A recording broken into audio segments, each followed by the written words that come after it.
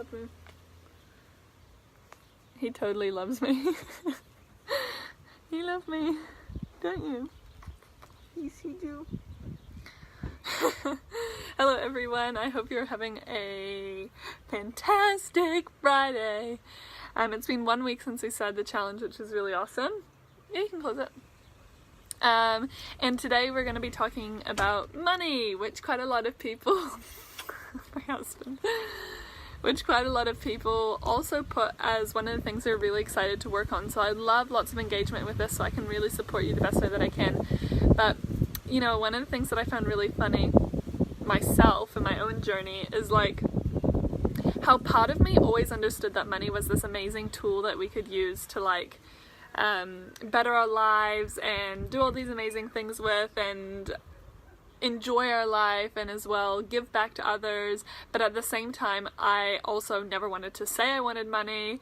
I felt too ashamed to ever admit that. I felt, well, there was a time actually where I didn't, but then the way people respond to you sometimes I find like made me actually doubt it more, you know what I mean? And then yeah, basically as I started to dive into this financial world to learn more about money, I started to realize how many contradictory beliefs I had about money and how a lot of them were probably blocking the flow of it into my life, and then also at the same time how I was probably self-sabotaging because what I believed about money to be true, right? So the first book that I ever read, which I thought was such a fitting book to start off with, was called Money, A Love Story.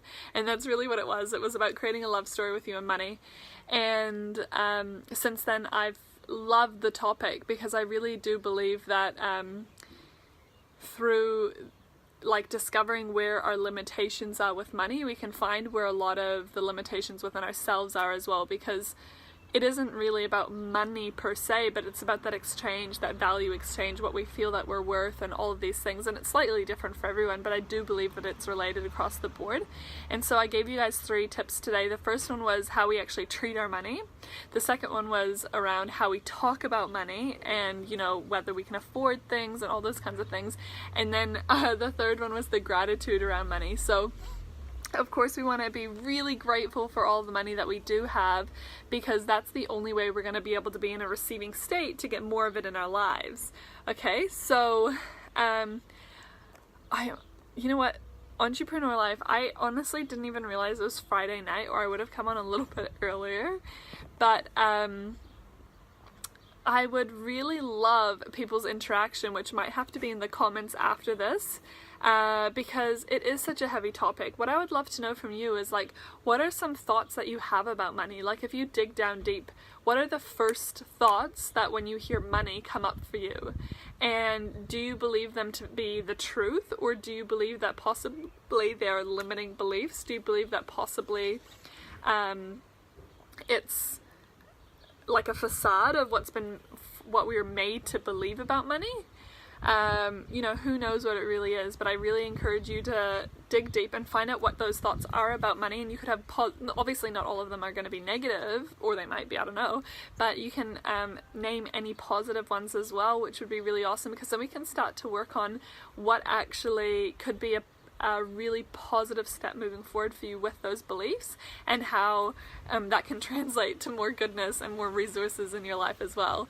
And so I don't take those tips that I gave you lightly either. Like when it comes to treating physical money well, it is, I mean, if you believe that all of us have an energy, you know, you walk into a room and you can tell if there's been a fight, you can tell if it's a joyful energy. That is energy, because we are all electromagnetic beings, really. Like, you know, we all give off energy and receive the energy frequencies back, and actually money does have an energy frequency. And so we need to start thinking about money as a person and wanting to be friends with money. Okay, it doesn't mean anything about you know, like where some of the limiting beliefs come from. It doesn't mean that we're greedy. It doesn't mean that we're less of a person because we are excited about the idea of having money. None of that is at all related. Like, for example, I hear a lot of people say, like, you know, oh, I really would like to earn money, or, you know, money's great, but I also really, like, family's really important. And it's like, why do people justify it like that? It shouldn't have to be justified. And this is going to take a while for some people to reprogram that thought process. But it's like, for example, if I said I love pizza, as one of my favorite authors says, if I said I love pizza, it would be kind of weird if I said I love pizza, but, you know, family's really important too. It's like, yeah, so of course family's important. Like, what's your point? You love pizza, cool. Like, and that's the same with money. Like, we really have such a weird relationship with it, if you know what I mean, and we don't have to. It's such an incredible resource, and I believe that the more money is in the right people's hands, the more we're going to see those problems that we see with money dissipating, because it's going to be the money with the right people, and money doesn't change who you are, it actually amplifies who you are. And I believe all of us in this group are people of integrity. You know, we're people who want to create abundance, and that doesn't just mean financially or this cool word that we use. It means that in our life we want to create abundance, that mentality that there's always enough, helping other people, you know, feeling joy and abundance in every aspect of our life. And that's pretty awesome. Like, of course we want people like that having the majority share of the world's financials, right? So I'm all for my spiritual besties and my entrepreneur friends who have these incredible visions for themselves to be the people that are so successful financially that they can then invest that back into the wonderful things they want to see in the world. So anyway, that's enough from me, because yeah, no one is on live, unless sometimes what happens is I can't actually see, which could also be the case. But regardless, please do comment in the comments so we can start a little bit of a discussion about this, and I can't wait to talk to you more about it. Cool. Have a good night. Mwah.